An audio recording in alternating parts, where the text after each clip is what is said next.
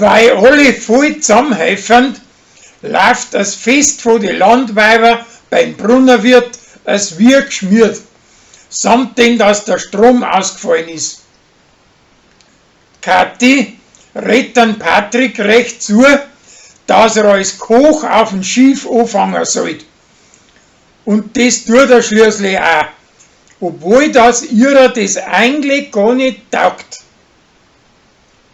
Fanny verzeiht ihren Alten, dass ihrer Tochter seinen preußischen Hilfslehrer abbusselt hat.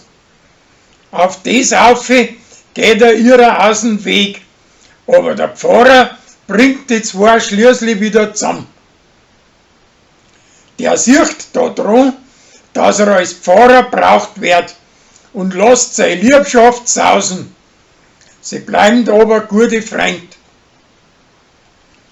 Der Chris lässt mitten im Schlaf an so einen lauten Scheiß, dass sein Gespuse neben ihm aufwacht und nimmer schlafen kann. Weil's das weiter verzapft, verzeiht er die Leute, dass sie gemeint hat, Montreal liegt in Frankreich.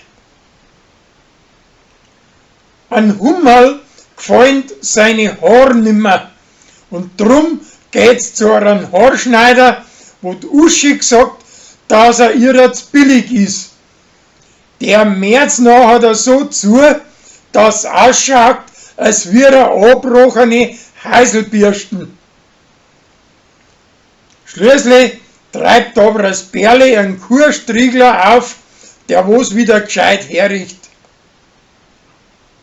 Der Martin liest heimlich der Uschi seine schmalzige Doktorgeschichte. Die kommt ihm dahinter, aber sie ratscht das nicht weiter. Aus der Geschichte lernt er, wie man sie bei den Weibern reinhauen kann und probiert das gleich bei der Gabi aus.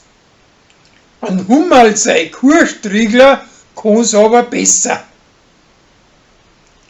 Sarah bettelt eine windige Zeitungsschmiererin an, dass die ihrer Gesangel publik macht, damit das mehr Likes dafür kriegt und die Reise nach Bali gewinnen kann. Und die hilft ihr wirklich.